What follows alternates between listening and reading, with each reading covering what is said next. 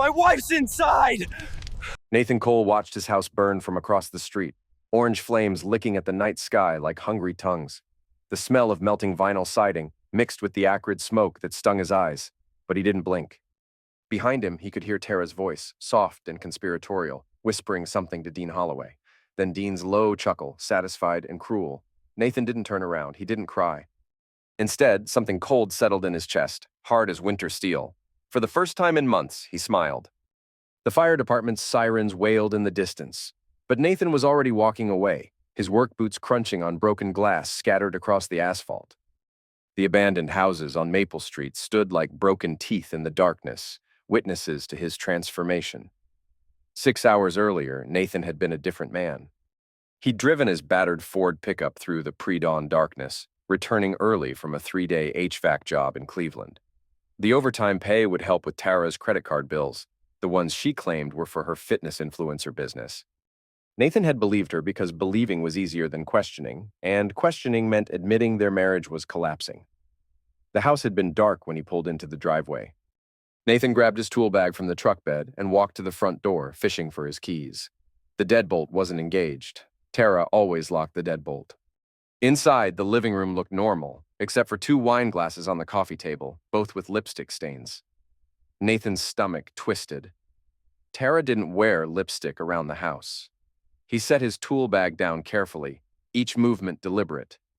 The house felt different, charged with an energy that made his skin crawl. Nathan climbed the stairs, each step creaking under his weight. The bedroom door was ajar. Tara lay sprawled across their bed, still wearing her workout clothes, but they were disheveled. Her sports bra was twisted, her yoga pants pulled up awkwardly. Beside her, Dean Holloway sat on the edge of the bed, pulling on his shirt. Neither of them had heard Nathan come in. "You worry too much," Dean was saying, his voice thick with alcohol and arrogance. "He's just some loser who fixes air conditioners." "What's he gonna do?" Tara giggled, a sound Nathan had once found endearing. Now it cut through him like a blade. "Sometimes I can't believe I married him. He's so ordinary." Nathan stepped into the doorway. "I'm home." Tara bolted upright, her face cycling through surprise, guilt, and finally settling on defiance. Dean turned slowly, his expression shifting from lazy confidence to something harder, more dangerous. "Nathan," Tara said, her voice taking on that syrupy tone she used when she wanted something.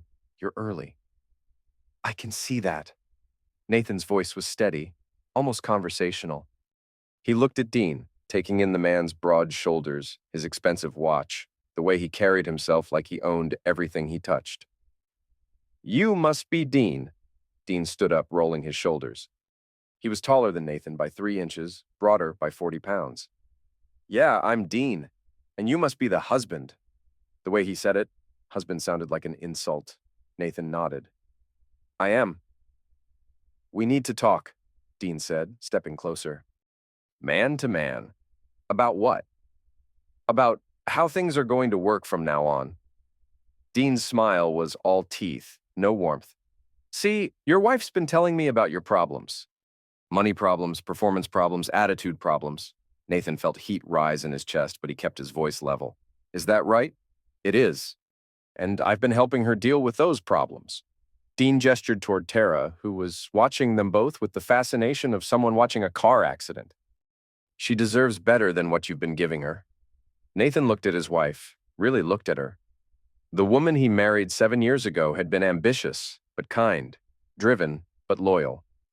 This version of Tara watched him with cold calculation, waiting to see who would win this contest of wills. "How long?" Nathan asked her. "Nathan, how long have you been screwing him?" Tara's mask slipped for just a moment, revealing something ugly underneath. "It's not what you think. It's exactly what I think." Dean laughed, the sound booming in the small bedroom. "Jesus, you're even more pathetic than she said. Look at you standing there like a kicked dog." Nathan turned his attention back to Dean. "You're in my house." "Your house?" Dean gestured around the modest bedroom with its discount furniture and peeling wallpaper. "This piece of crap? I make more in a week than you make in a year. I could buy this whole neighborhood and tear it down for fun. But you didn't. You just came here to screw my wife." Dean's face darkened. "Watch your mouth." "Or what?" "Or I'll shut it for you." Nathan felt something shift inside him like a gear clicking into place. I think you should leave. I think you should make me. The silence stretched between them, heavy with violence. Nathan could feel Tara's eyes on him, waiting to see if he'd fight or fold. He'd been folding for months, letting her chip away at his confidence with small cuts and casual cruelties. But standing here, looking at Dean's smug face, Nathan realized he was tired of bleeding. Okay, Nathan said quietly. Dean blinked, clearly expecting more of a reaction. Okay, what? Okay, I'll make you leave. Nathan moved fast, not toward Dean, but toward the bedroom window. He grabbed the baseball bat he kept beside the dresser, the one he'd bought after their neighborhood had been hit by a string of break-ins. Dean started to react, but Nathan was already swinging. The bat connected with the window in an explosion of glass. The sound was tremendous in the small room, like a bang. Dean jumped backward, his confident posture cracking. Jesus Christ, what are you doing? Tara screamed. Nathan hefted the bat again, this time pointing it at Dean's chest. Helping you leave? Dean's face went through several expressions: surprise, anger, and finally calculation.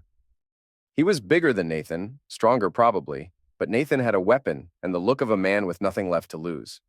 You're crazy, Dean said, backing toward the door. Maybe, but I'm crazy in my own house, holding a baseball bat. What are you? Dean looked at Tara, who was staring at Nathan like she'd never seen him before. This isn't over, he said. Yeah, it is. Dean left, his footsteps heavy on the stairs. Nathan heard the front door slam, then the sound of an expensive car engine starting. He set the bat down and turned to face his wife. Pack your things, he said. Nathan, we need to talk about this. No, we don't. You made your choice. Now I'm making mine. Tara's expression shifted again, from shock to anger to something that might have been fear. You can't just throw me out. I have rights. You have the right to leave. You can do it now or you can do it later. But you're going to do it. Fine, she said, sliding off the bed. But don't think this is over. I'm not some little housewife you can just push around.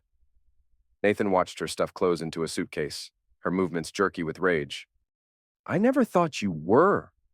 I've been supporting this family with my influencer income while you've been crawling around in attics like some kind of servant. Is that what you told him? Tara paused, her hands full of expensive workout clothes. Nathan had never seen before. Told him what? That you support this family. Because last I checked, I pay the mortgage, the car payment, the insurance, the utilities, and most of the groceries. Your influencer income goes to clothes, cosmetics, and gym memberships. I'm building a brand. You're building a lie. She zipped the suitcase with more force than necessary. You don't understand business.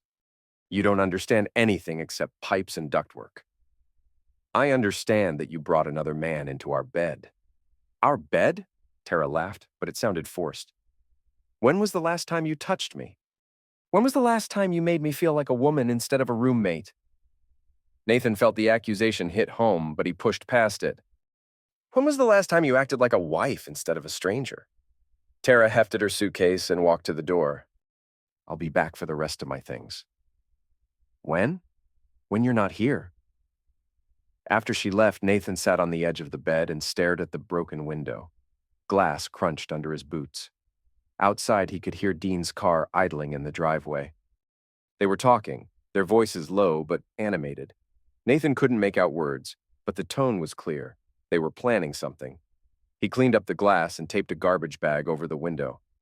Then he called Quinn Mitchell, his coworker and the closest thing he had to a friend. Nathan, it's past midnight, man. What's wrong? I need somewhere to stay for a few days. What happened? I'll tell you when I get there. Quinn lived in a converted garage behind his sister's house, a cramped space filled with tools, motorcycle parts, and military memorabilia. He was a small man with prematurely gray hair and eyes that had seen too much overseas. His left leg was mostly metal below the knee, courtesy of an IED in Afghanistan. Nathan told him everything while Quinn made coffee on a hot plate. Crap, Quinn said when Nathan finished. I always thought there was something off about her. You never said anything. Wasn't my place. Besides, you wouldn't have listened.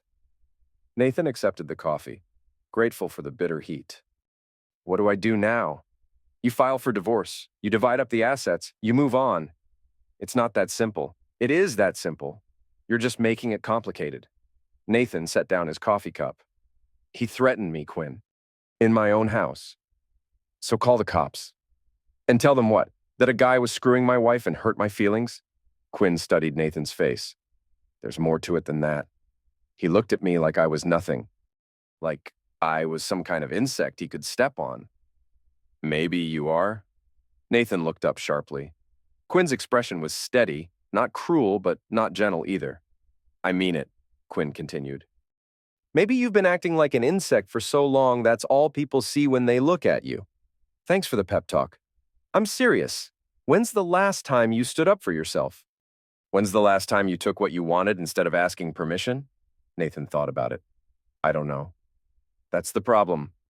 You've been sleepwalking through your own life, and now you're surprised when someone else starts living it for you. Nathan finished his coffee and set the cup aside. So what are you saying? I'm saying maybe it's time to wake up.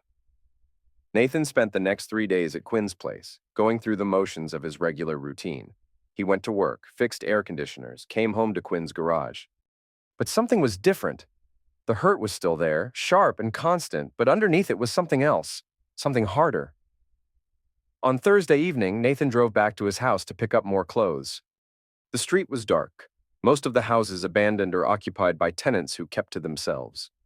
Nathan pulled into his driveway and noticed something wrong immediately. The front door was ajar.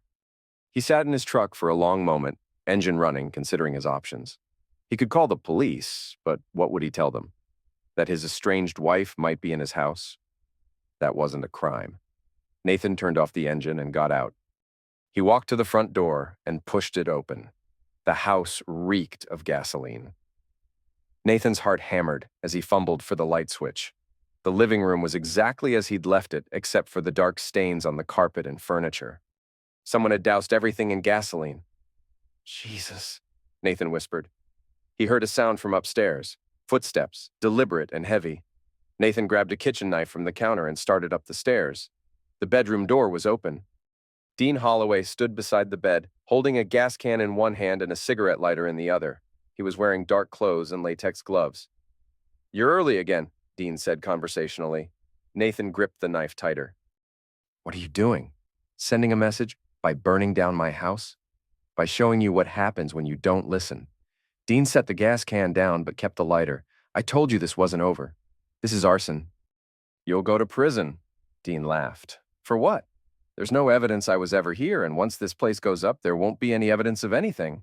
Except me. Yeah, except you. Dean's smile faded. That's a problem I'm going to have to solve. Nathan realized with crystal clarity that Dean intended to eliminate him. The knowledge hit him like a physical blow, but it also brought a strange calm. All the confusion and hurt of the past few days crystallized into something simple and pure. You're going to homicide me over a woman who was cheating on both of us? Dean's confident expression faltered. What? You think you're the only one? Tara's been playing this game for years. Different gyms, different trainers, different suckers who thought they were special. You're lying. Am I? How many times has she canceled plans with you? How many times has she been too busy to see you when you wanted? Dean's thumb moved over the lighter's wheel, but he didn't strike it. Shut up. She's probably with someone else right now. Some new guy who makes her feel special, at least until the novelty wears off. I said shut up. Dean flicked the lighter. The flame danced between them, tiny but deadly in the gasoline-soaked air. Nathan knew he had seconds before Dean dropped it. He threw the knife. Nathan had never thrown a knife at a person before, but he'd spent enough time in Quinn's garage to know the basics. The blade tumbled end over end and caught Dean in the shoulder, not deep, but hard enough to make him stumble. Dean dropped the lighter.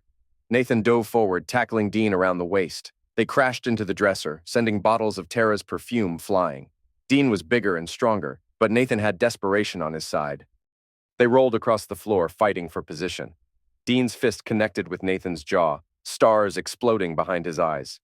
Nathan drove his elbow into Dean's ribs, feeling something crack. You little crap, Dean gasped, trying to get his hands around Nathan's throat. Nathan bucked his hips, throwing Dean off balance. He scrambled to his feet and kicked Dean in the stomach. Dean doubled over, wheezing. Get out of my house, Nathan panted. Dean looked up at him, blood running from his nose. This isn't over. Yeah, it is. Nathan helped Dean to his feet, not out of kindness, but to get him moving toward the door. Dean stumbled down the stairs, one hand pressed to his wounded shoulder. You have no idea what you just started, Dean said at the front door. I know exactly what I started. After Dean left, Nathan opened all the windows and turned on every fan in the house. The gasoline smell was overwhelming, but it would dissipate. He found the lighter on the bedroom floor and put it in his pocket. Then he called Quinn. I need to borrow your truck, Nathan said. What's wrong with yours? Nothing, but I need something that can't be traced back to me. Quinn was quiet for a long moment. What are you planning? I'm planning to wake up. Nathan spent the next week learning everything he could about Dean Holloway. It wasn't hard. Dean was the kind of man who loved attention, who documented his life on social media and bragged about his successes to anyone who would listen. Dean owned 3 high-end gyms in the city: Iron Temple, Apex Fitness, and Warrior's Den. He'd started with family money, expanded with questionable loans, and maintained his empire through intimidation and corner cutting. His gyms charged premium prices but skimped on safety and maintenance. More importantly, Dean had enemies, lots of them. Nathan started with the employees. He visited each gym during busy hours, posing as a potential member. He talked to trainers, front desk staff, maintenance workers. He bought them coffee, listened to their complaints, and slowly built a picture of Dean's operation. The picture wasn't pretty. Dean routinely fired employees for minor infractions, then fought their unemployment claims. He cut corners on equipment maintenance, leading to several injuries. He'd been cited by the health department multiple times for unsanitary conditions. Most damning of all, he'd been skimming from the company's 401k plan, using employee retirement funds to cover his gambling debts. Nathan documented everything. He took pictures of broken equipment, recorded conversations with disgruntled employees, and collected copies of safety reports. He was methodical, patient, and careful. Meanwhile, Tara was becoming a problem. She'd been calling him constantly, alternating between apologies and threats. She wanted to reconcile, she said. She'd made a mistake. Dean meant nothing to her. Nathan didn't believe her, but he played along. He agreed to meet her for coffee at a neutral location, a diner downtown where they'd gone on their first date. Tara looked good. She always looked good. She was wearing a new dress, expensive makeup, and jewelry Nathan had never seen before. She'd lost weight, which made her already sharp features look carnivore-y. You look tired, she said, sliding into the booth across from him. I've been working. I heard about what happened at the house. Dean told me you attacked him. Nathan stirred his coffee. Is that what he told you? He said you went crazy. He said you tried to stab him. I defended myself in my own house. Against a man who was trying to burn it down? Tara's expression flickered. That's not what happened. Isn't it? Why don't you tell me what happened? Tara looked uncomfortable. Dean said you were drunk. He said you were making threats. Dean's lying. Why would he lie? Nathan leaned forward. Because he's trying to cover up the fact that he broke into my house and tried to commit arson. Because he knows if the truth comes out, he'll go to prison.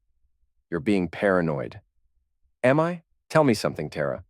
How long have you known Dean? A few months. How did you meet him? At the gym. He was giving me training advice. Which gym? Iron Temple. Nathan nodded. How many other women has he trained there? Tara's face went pale. What do you mean? I mean, Dean has a reputation. He targets married women, tells them their husbands don't appreciate them, makes them feel special. Then he uses them until he gets bored. That's not true. His ex-wife filed a restraining order against him. Did he tell you that? Tara shook her head. She accused him of harassment, stalking, and threatening her new boyfriend. Sound familiar? Tara was quiet for a long moment. Even if that's true, it doesn't excuse what you did. What did I do? You attacked him. You could have eliminated him. Nathan felt something cold settle in his chest. Would that have bothered you? Of course it would have bothered me. You're my husband. No, I'm not. Not anymore. Nathan stood up and dropped a $5 bill on the table. I'll have the divorce papers drawn up next week. Don't contact me again. He was almost to the door when Tara called out. Nathan, wait. He turned back. I'm pregnant. The words hit him like a physical blow. Nathan felt the diner spinning around him, the sounds of conversation and clinking dishes fading to white noise. What? I'm pregnant. 8 weeks. Nathan walked back to the table and sat down heavily. Is it mine? Tara's face crumpled. I don't know. The honesty was almost worse than if she'd lied. Nathan stared at her, this woman he'd loved for 7 years, and felt something break inside him. I need to think, he said finally. Nathan, please. We can work this out. We can be a family. A family? Nathan repeated the words like they were foreign. With a baby that might not be mine and a wife who doesn't know who the father is. I made a mistake. I know that. But we can fix this. Nathan stood up again. No, we can't. This time, he made it to the door. Nathan drove around for hours, trying to process what Tara had told him. A baby. Maybe his, maybe Dean's. The uncertainty was torture, but the certainty would have been worse. He found himself at Quinn's garage as the sun was setting. She's pregnant, Nathan said without preamble. Quinn looked up from the motorcycle engine he was rebuilding. Jesus. She doesn't know if it's mine. What are you going to do? I don't know. Quinn set down his wrench and studied Nathan's face. You want my opinion? Yeah. Run. Run fast and run far. Don't look back. That's it? Just abandon her? She abandoned you first. She made her choice. Now you make yours. Nathan sat down on an overturned crate. What if the baby is mine? Then you'll deal with it. But you don't have to deal with her. I can't just disappear. Why not? You think you owe her something? You think you owe him something? Nathan was quiet for a long moment. I think I owe myself something. What's that? The truth. Nathan spent the next week putting his plan into motion. He contacted a private investigator, a woman named Sarah Chen, who specialized in corporate fraud. He gave her everything he'd collected on Dean's business practices and asked her to dig deeper. This is going to be expensive, Sarah warned him. I have money. How much money? Nathan had been saving for years, putting aside every extra dollar for the house renovations Tara wanted. The account had nearly $30,000 in it. Enough. Sarah was efficient and thorough. Within a week, she had enough evidence to bury Dean Holloway. The 401k fraud alone would result in federal charges. The safety violations would shut down his gyms. The tax evasion would put him in prison. But Nathan wanted more than justice. He wanted revenge. He started with the employees. Using information from Sarah's investigation, Nathan created anonymous tip sheets detailing Dean's crimes. He left them in gym locker rooms, employee break rooms, and on car windshields. He also sent copies to the local news stations and the state attorney general's office. The response was immediate. Within days, Dean's gyms were swarming with investigators. Employees were being interviewed, records were being seized, and Dean's face was on the evening news. Nathan watched it all from Quinn's garage, drinking beer and feeling satisfied for the first time in months. You're enjoying this, Quinn observed. Shouldn't I be? Just be careful. Revenge is like an obsession. It feels good at first, but it can consume you. Nathan wasn't worried about being consumed. He was worried about being satisfied. Because despite everything that had happened, despite the investigations and the media attention, Dean was still free, still arrogant, still convinced he was untouchable. That changed on a Tuesday morning. Nathan was at a job site replacing a commercial air conditioning unit when his phone rang. It was Sarah. Turn on the news, she said. Nathan found a television in the building's break room. Dean's face filled the screen, but he looked different. Older, tired, frightened. Arrested this morning on charges of embezzlement, fraud, and tax evasion, the reporter was saying. Federal agents raided his 3 fitness centers, seizing records and equipment. If convicted, Holloway could face up to 20 years in prison. Nathan felt a surge of satisfaction, but it was tempered by something else. This wasn't enough. It was justice, but it wasn't personal. Dean would go to prison, but he'd never know who had destroyed him. Nathan wanted Dean to know. He got his chance 3 days later. Nathan was leaving Quinn's garage when he saw the familiar Mercedes parked across the street. Dean was sitting behind the wheel, staring at the garage with the intensity of a hunter studying its prey. Nathan walked over and tapped on the passenger window. Dean unlocked the door. Get in, Dean said. Nathan climbed into the passenger seat. The car smelled like expensive leather and desperation. You did this, Dean said without looking at him.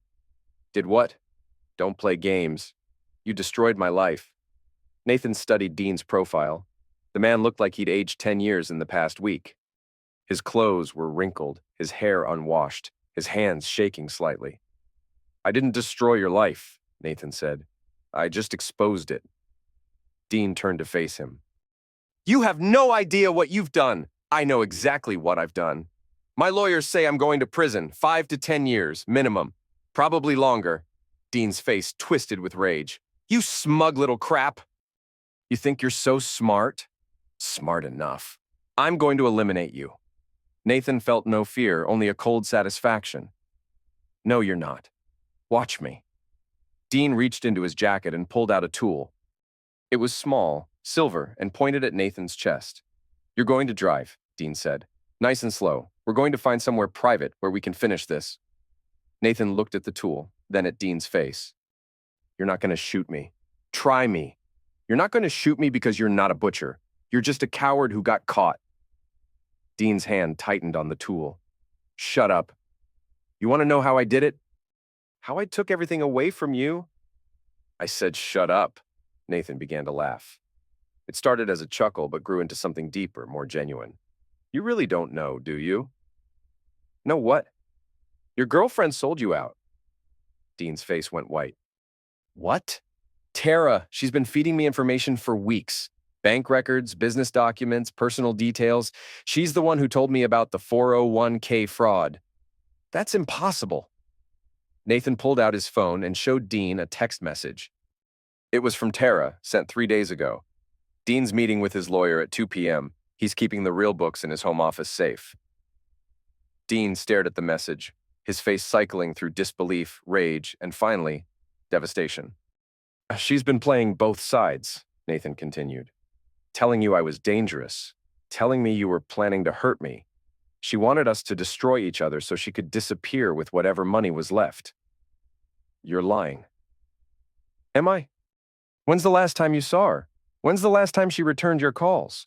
Dean's silence was answer enough. She's probably halfway to Mexico by now, Nathan said, with her new boyfriend and a suitcase full of cash. Dean lowered the tool. I loved her. No, you didn't. You loved the idea of taking something that belonged to someone else. Dean looked at Nathan with something approaching respect. You planned this whole thing. I planned to expose your crimes. Everything else was just bonus. Dean tucked the tool back into his jacket. What now? Now you go to prison, and I go on with my life. Just like that? Just like that. Dean started the engine. I could still eliminate you. But you won't. How do you know? Nathan opened the passenger door. Because you're already dead. You just don't know it yet. Nathan climbed out of the car and walked back to Quinn's garage. He didn't look back, but he heard the Mercedes drive away. 3 weeks later, Dean pleaded guilty to all charges. He was sentenced to 8 years in federal prison.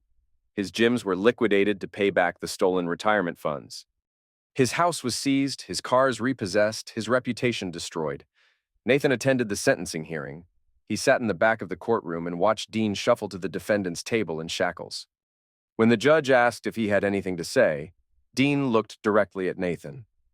I'm sorry, Dean said. Nathan nodded once, then left the courtroom. Tara had vanished. Her social media accounts were deleted, her phone disconnected, her apartment abandoned. Nathan hired Sarah to track her down, but the trail went cold in Florida. She'd taken a new identity and disappeared into the anonymous sprawl of America. Nathan didn't care. He'd gotten what he wanted, the truth and the satisfaction of watching his enemies destroy themselves. The divorce was finalized 6 months later. Nathan kept the house, the truck, and his self-respect. He also kept the uncertainty about the baby, but he'd made peace with that. If Tara ever surfaced, if she ever tried to claim he was the father, he'd deal with it then. For now, he was content to rebuild his life. Nathan renovated the house himself, working nights and weekends to erase every trace of his former marriage. He replaced the gasoline-stained carpet, painted over the holes in the walls, and installed new windows. The house became his sanctuary, a place where he could exist without apology or explanation. He also started dating again, Nothing serious, just coffee with a woman from his gym, dinner with a coworker's sister. He was in no hurry to replace what he'd lost. He was learning to enjoy his own company. Quinn noticed the change in him immediately. "You're different," he said one evening as they worked on his motorcycle. "Different how?" "Harder, more confident. Like you've finally figured out who you are." Nathan considered this. "Maybe I did." "And who are you?" Nathan smiled. "I'm the guy who doesn't get pushed around anymore. That's a good thing to be." "Yeah, it is." 6 months after Dean's sentencing, Nathan got a call from Sarah Chen. "I found her," Sarah said. Nathan set down his coffee cup. "Where?" "Phoenix. She's using the name Lisa Henderson. She's working as a fitness instructor at a country club." "Is she alone?" "No. She's living with a man named Robert Kessler. He's a real estate developer. Married, 3 kids." Nathan felt a familiar, cold satisfaction. "What do you want me to do with this information?" "That's up to you, but I thought you should know. She had the baby." Nathan's hand tightened on the phone. "When?" "4 months ago. A girl." "Did you get DNA?" "No, but I have photos." Nathan closed his eyes. "Send them to me." The photos arrived an hour later. Nathan opened them on his laptop and stared at the screen. The baby was beautiful, with dark hair and serious eyes.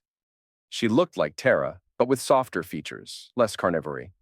She also looked like Nathan. Nathan stared at the photos for a long time, feeling something he hadn't expected, not anger or hurt, but a strange kind of peace. Whether the baby was his or not, she was innocent. She deserved better than being used as a weapon in her mother's games. Nathan picked up his phone and dialed Sarah's number. "I want you to set up a trust fund," he said. "For the baby?" "For the baby, anonymous. She'll have access to it when she turns 18. "How much?" Nathan thought about the money he'd saved for house renovations, the money he'd used to destroy Dean, the money he'd put aside for a future that no longer existed. 50,000. "More if I can manage it." "Nathan, are you sure about this?" "I'm sure." Nathan hung up and closed the laptop. He walked to the window and looked out at his neighborhood. The abandoned houses were still there, but some of them were being renovated by young families drawn by the low prices and the promise of urban renewal. Change was coming, whether people wanted it or not. Nathan's phone rang. It was Quinn. "You busy tonight?" Quinn asked. "Not particularly." "Good. I want to show you something." Nathan drove to Quinn's garage and found his friend waiting outside with a bottle of whiskey and 2 glasses. "What's the occasion?"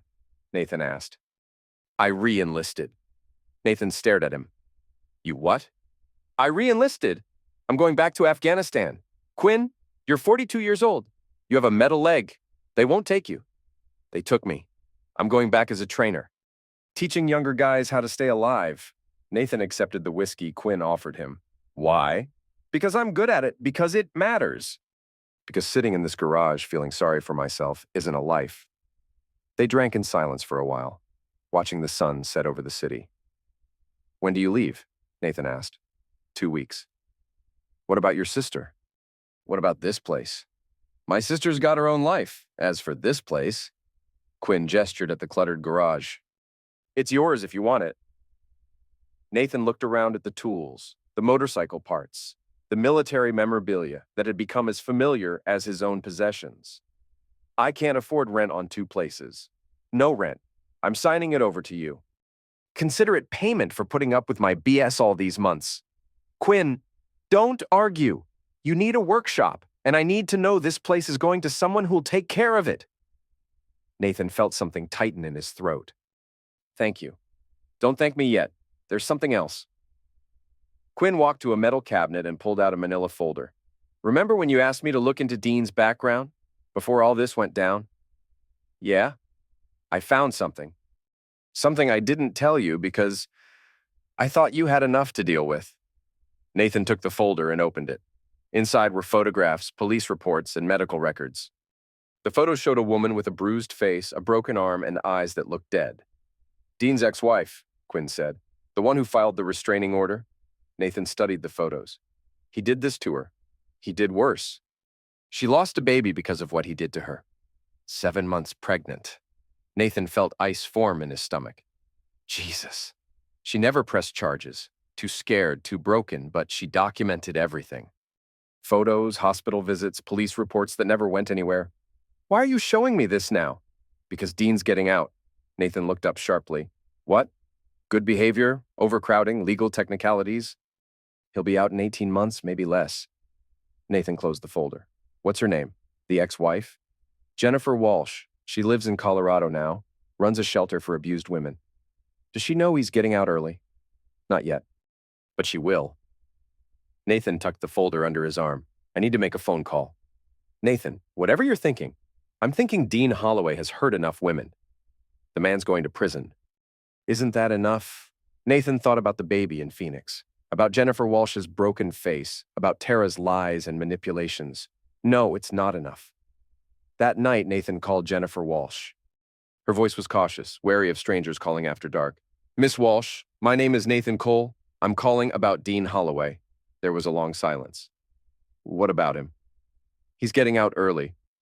18 months, maybe less. Another silence, longer this time. How do you know? Nathan told her everything, about Tara, about the fire, about the investigation that had put Dean in prison. Jennifer listened without interrupting. Why are you telling me this? She asked when he'd finished. Because you have a right to know, and because I think you and I want the same thing. What's that? To make sure he never hurts another woman. Jennifer was quiet for a long moment. What are you proposing? I'm proposing we finish what the justice system started. I don't understand. Dean's going to get out, and he's going to want revenge. On me, on you, on anyone who stood up to him. We can wait for him to come after us, or we can be ready for him. Ready how? Nathan looked around Quinn's garage, at the tools and equipment that could be used for more than just fixing motorcycles. I'm still working that out. Mr. Cole, I appreciate the call, but I've built a new life. I don't want any part of whatever you're planning. I understand, but if you change your mind, you have my number. I won't change my mind. But she did. 3 days later, Jennifer called Nathan back. He contacted me, she said without preamble. Dean? Through his lawyer. He wants to see me. For closure, he says. Nathan felt his jaw tighten.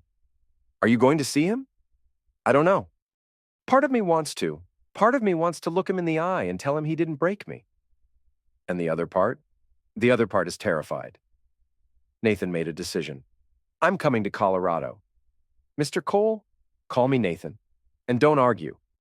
If Dean's reaching out to you from prison, it means he's planning something. You shouldn't face that alone. I don't need protecting. Everyone needs protecting sometimes. Nathan flew to Colorado the next day. He met Jennifer at her shelter, a converted warehouse in a rough part of Denver. She was smaller than he'd expected, with short brown hair and observant eyes.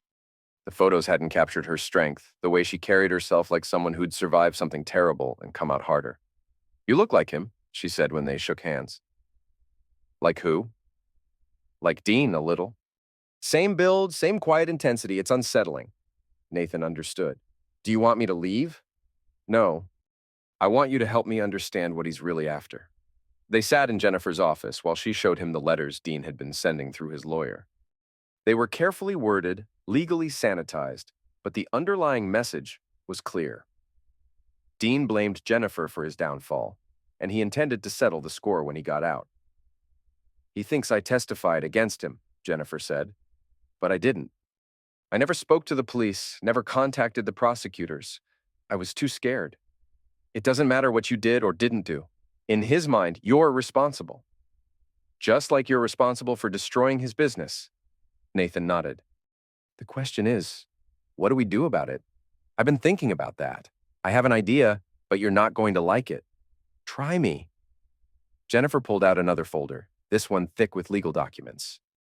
I've been documenting everything Dean has done, not just to me, but to other women, ex-girlfriends, employees, clients. There are at least a dozen sufferers, maybe more. Are any of them willing to testify? Some are. But that's not what I'm thinking. What are you thinking? Jennifer leaned forward. I'm thinking we give Dean exactly what he wants, which is a confrontation, One-on-one, no lawyers, no police, no rules. Nathan stared at her. You want to meet with him? I want to lure him into a situation where he shows his true nature, where he incriminates himself, threatens me, maybe even attacks me. That's insane. Is it? The legal system failed me once. It's failing me again by letting him out early. Maybe it's time to try a different approach. Nathan thought about it.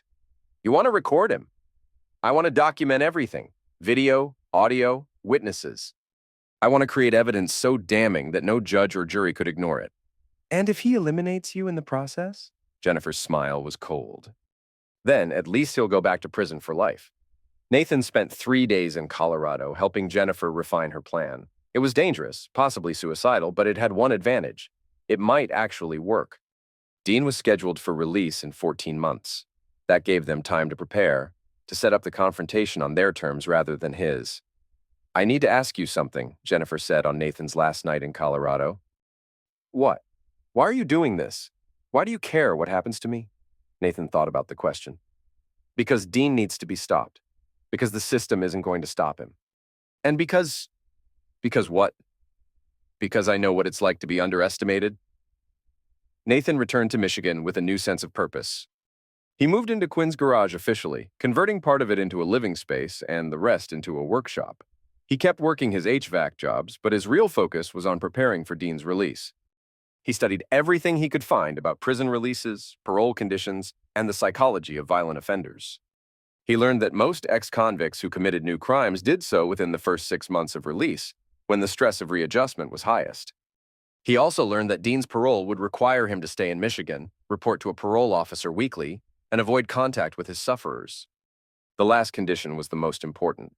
Any attempt to contact Nathan or Jennifer would be a parole violation that could send Dean back to prison immediately. Nathan hoped Dean would be smart enough to stay away, but he doubted it. The confirmation came 8 months later in the form of a phone call from Sarah Chen. He's been asking about you, she said. Dean? I have a contact in the prison system. Dean's been pumping other inmates for information about private investigators, about how to track someone down without leaving a trail. Has he found anything useful? Not yet, but he's persistent. Nathan felt the familiar cold satisfaction settle in his chest. Good, let him look. Nathan, this man is dangerous. When he gets out, I'll be ready for him. Nathan was more than ready. He'd spent months preparing for Dean's release, turning Quinn's garage into a fortress. He'd installed security cameras, motion sensors, and reinforced doors. He'd also been training, learning not just self-defense, but strategy, patience, and the kind of cold calculation that had served him so well against Dean's business empire. Most importantly, he'd been building alliances. Jennifer in Colorado, Sarah in the investigative community, and a growing network of Dean's other sufferers who were tired of being afraid. Dean was released on a gray Tuesday morning in November. Nathan watched it happen from across the street, sitting in a rented car with tinted windows. Dean walked out of the federal correctional facility carrying a single duffel bag and wearing clothes that were 2 years out of style. He looked older, harder, with the pale complexion of someone who'd spent too much time indoors. A woman was waiting for him in a beat-up sedan. Nathan didn't recognize her, but he took photos anyway. Dean climbed into the passenger seat, and they drove away. Nathan followed them to a halfway house on the east side of the city, a grim building surrounded by chain-link fence and security cameras. He watched Dean check in, then drove back to his garage. The waiting began. For 3 weeks, Dean followed his parole conditions perfectly. He reported to his parole officer, attended mandatory counseling sessions, and worked part-time at an auto parts store. Nathan monitored him through a combination of surveillance and inside information from Sarah's contacts. Dean was being a model parolee, which meant he was planning something. The first sign came on a Thursday evening. Nathan was working late in his garage when his security system alerted him to movement outside. He checked the cameras and saw a figure in dark clothes examining his truck. Nathan grabbed a baseball bat and stepped outside. "Can I help you?" The figure straightened up. It was Dean, thinner than before, but still imposing in the dim light. "Hello, Nathan. You're violating your parole." "Am I? I'm just walking through the neighborhood." "At midnight. Looking at my truck?" Dean smiled, the same carnivory expression Nathan remembered from their confrontation 2 years ago. "Nice truck. Would hate for something to happen to it." "Something like what?" Oh, accidents happen, especially to people who stick their noses where they don't belong. Nathan hefted the bat. You threatening me? Just making conversation. Then let me make some conversation of my own. You come near me, my property, or anyone I care about, and I'll put you back in prison. How? You going to call the police? Tell them that I was walking on a public street? Dean had a point. Being in the neighborhood wasn't a crime, and Nathan had no proof of any threats. I see you understand, Dean continued. The beauty of freedom is that I can go anywhere I want, talk to anyone I want, as long as I don't break any laws. What do you want? What I've always wanted, justice. You got justice. You went to prison. I went to prison because you destroyed my life, my business, my reputation, my future. You took everything from me. I exposed your crimes. There's a difference. Dean's smile faded. Is there? Because from where I stand, you're the criminal. You're the one who broke into my life, stole my secrets, and used them against me. I never broke into anything. I just listened when your sufferers started talking. My sufferers. Dean laughed, the sound harsh in the cold air. You mean my employees? My business partners? People who were happy to take my money until it was convenient to betray me? I mean, the women you hurt, the people you intimidated, the families whose retirement money you stole. Dean's expression darkened. You don't know anything about those people. You don't know what they deserved. What they deserved. What did Jennifer Walsh deserve? The mention of his ex-wife's name hit Dean like a physical blow. His casual demeanor cracked, revealing something ugly underneath. Don't say her name. Why not? Afraid I'll tell people what you did to her? I never did anything to her that she didn't ask for. Nathan felt his grip tighten on the bat. She asked you to put her in the hospital? She asked you to eliminate her baby? She asked me to be a man, to take charge, to stop letting her walk all over me. So you knock her unconscious. I disciplined her. There's a difference. Nathan stared at Dean, seeing him clearly for the first time. Not a wronged husband or a sufferer of circumstance, but a hunter who blamed his prey for making him hunt. Get off my property, Nathan said quietly. Or what?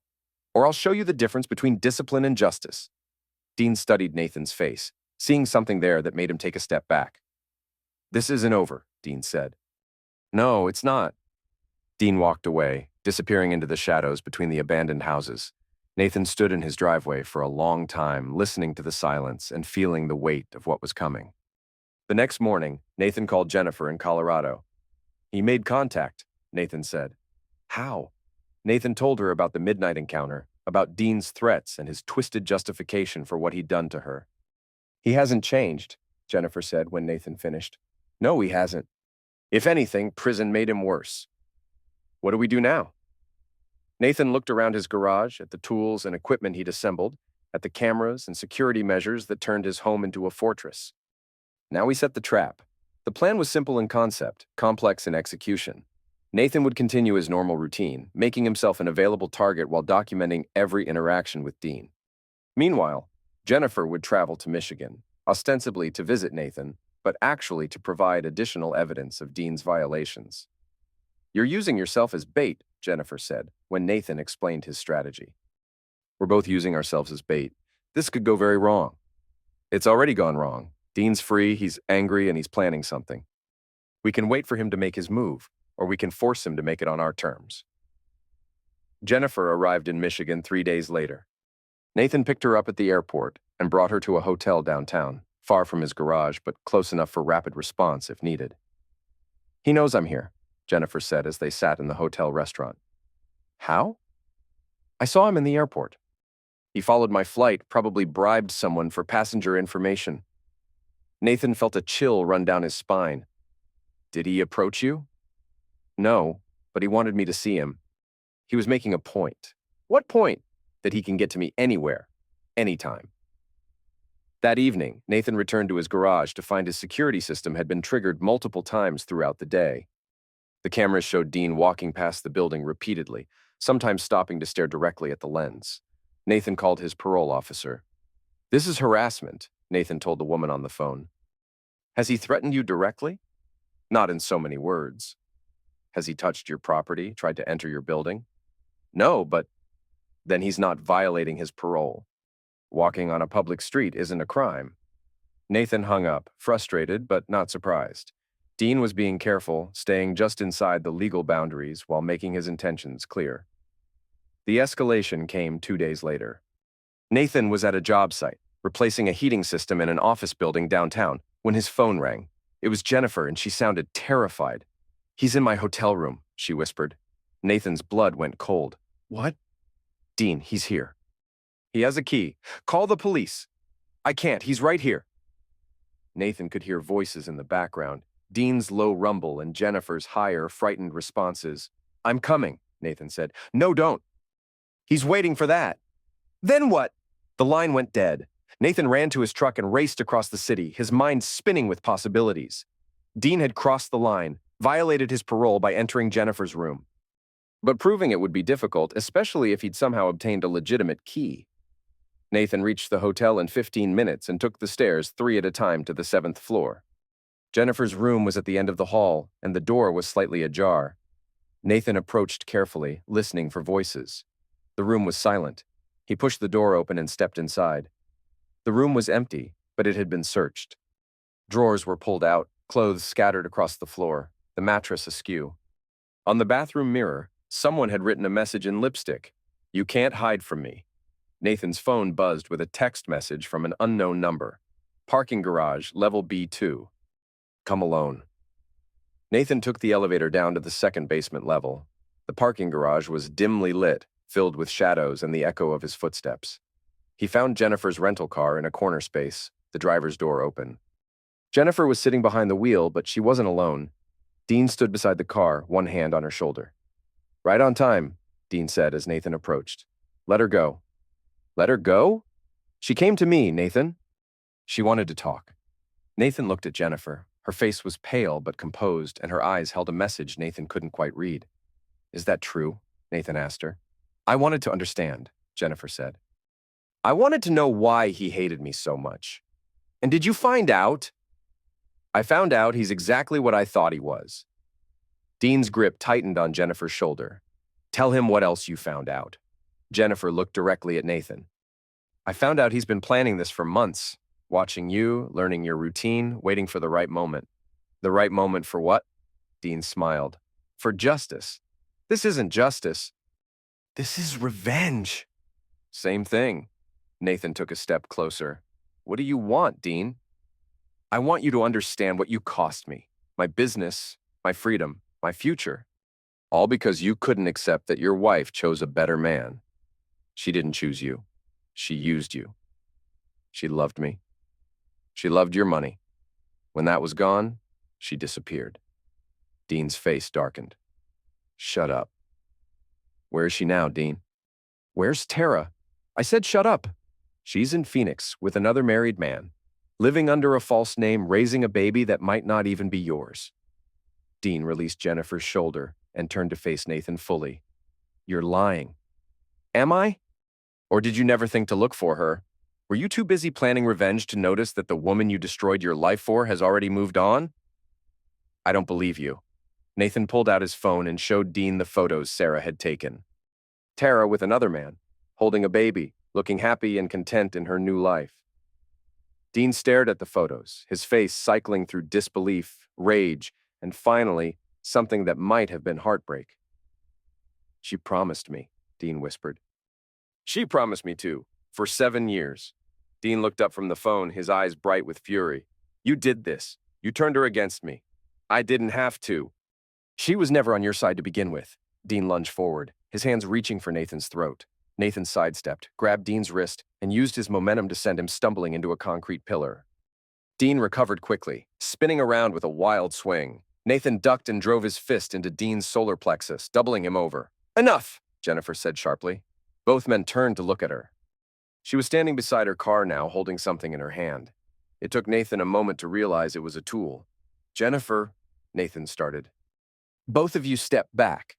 Nathan raised his hands and took several steps away from Dean, who was still gasping for breath. "I didn't come here to watch you two knock each other to end," Jennifer said. "I came here to end this." "Jennifer, put the tool down," Nathan said. "Why? So he can hurt more women?" So he can spend the rest of his life stalking and terrorizing anyone who crosses him?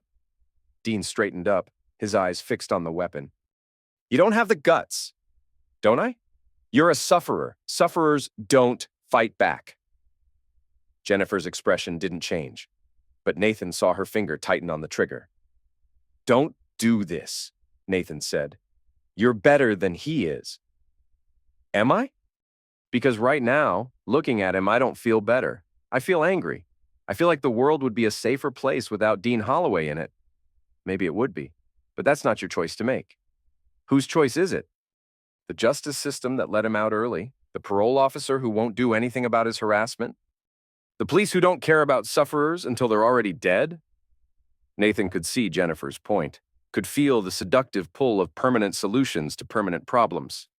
But he also knew that eliminating Dean wouldn't heal Jennifer's wounds or make either of them whole. Give me the tool, Nathan said, stepping closer. No. Jennifer, look at me. She shifted her gaze from Dean to Nathan, and he saw tears in her eyes. This isn't who you are, Nathan said gently. You're someone who helps people, who builds shelters and saves lives. Don't let him turn you into something else. He already did that. A long time ago. Then don't let him finish the job. Jennifer stared at Nathan for a long moment, then at Dean, who was watching them both with the fascination of someone witnessing his own execution. Finally, she lowered the tool. You're right, she said. This isn't who I am. She handed the weapon to Nathan, who immediately checked the safety and slipped it into his jacket pocket. This is touching, Dean said, his voice dripping with sarcasm. But it doesn't change anything. You can't watch me forever. Sooner or later, I'll find my opportunity. No, you won't, Nathan said. Why? Because you'll stop me. Because you're going back to prison, Dean laughed. For what? Walking in public places? Having conversations? Nathan pulled out his phone and played a recording. Dean's voice filled the garage. I want you to understand what you cost me. My business, my freedom, my future. All because you couldn't accept that your wife chose a better man. Violation of parole, Nathan continued, switching to another recording. Threatening behavior toward sufferers. Another recording. You can't watch me forever. Sooner or later, I'll find my opportunity. Dean's face went white as he realized what had happened. You've been recording me. We've been recording you. Jennifer's been wearing a wire since she got here. Every threat, every violation, every admission of guilt. Jennifer pulled a small device from her jacket and held it up. Voice-activated, cloud storage, automatic transmission to law enforcement. Even if you eliminated both of us right now, the evidence would still exist. Dean looked back and forth between them, understanding finally dawning in his eyes. You set me up. You set yourself up, Nathan said. We just gave you the rope. Sirens echoed in the distance, growing louder. Nathan had called the police before entering the garage, giving them enough time to respond, but not enough to interfere with the confrontation. They're coming for you, Dean, Jennifer said, and this time you won't get out early for good behavior. Dean's composure finally cracked. He looked around the garage like a trapped animal, searching for an escape route that didn't exist. This isn't over, he said, backing toward the stairwell. Yes, it is, Nathan replied. Dean turned and ran, his footsteps echoing off the concrete walls. Nathan made no move to follow him. There was nowhere for Dean to go, and running would only make things worse for him. The police arrived 5 minutes later, followed by Dean's parole officer and a federal marshal. Nathan and Jennifer handed over their recordings and gave detailed statements about Dean's violations. Dean was arrested 6 blocks away, caught trying to break into a car in a hospital parking lot. The additional charge of attempted auto theft ensured that his return to prison would be swift and permanent. At his hearing, Dean received a sentence of 15 years for parole violations, harassment, and property crimes. With his previous record, he would serve at least 12 years before becoming eligible for parole again. Nathan attended the sentencing, sitting in the same back row where he'd watched Dean's original conviction. This time, Dean didn't look at him when the judge read the sentence. He stared straight ahead, his face empty of expression. Justice, Nathan thought, was a dish best served cold. After the hearing, Nathan and Jennifer had dinner at a quiet restaurant downtown. They talked about their futures, about the relief of finally being free from Dean's shadow. What will you do now? Jennifer asked. Go back to my life. Fix air conditioners, renovate my house, maybe take a vacation. You should. You've earned it. Nathan smiled. What about you? Back to Colorado, back to the shelter. There are other women who need help dealing with men like Dean. And if they need someone to help set up recording equipment or gather evidence, Jennifer returned his smile. I know who to call. Nathan drove Jennifer to the airport the next morning and watched her plane disappear into the gray Michigan sky. Then he drove home to his garage, to his tools and his solitude and his hard-won peace. The house across the street had been sold while he was dealing with Dean. A young family was moving in, a husband and wife with 2 small children. Nathan watched them unload boxes from a moving truck, listened to the children's laughter echo off the abandoned buildings. Change was coming to his neighborhood just like it had come to his life. Some of it was good, some of it was necessary, and all of it was better than standing still. Nathan walked into his garage and looked around at the space that had become his sanctuary. Quinn's tools still hung on the walls, organized with military precision. The motorcycle Quinn had been rebuilding sat under a tarp, waiting for someone with the skill and patience to finish it. Nathan pulled off the tarp and ran his hand over the bike's chrome gas tank. Maybe it was time to learn something new. His phone buzzed with a text message from an unknown number. For a moment, Nathan's heart skipped, wondering if Dean had somehow managed to contact him from prison, but the message was from Sarah Chen. Saw the news about Dean's sentencing. Well done. If you ever want to change careers, I could use someone with your investigative instincts. Nathan smiled and typed back, Thanks, but I like fixing things. It's honest work. Fair enough. Stay in touch. Nathan set his phone aside and picked up a wrench.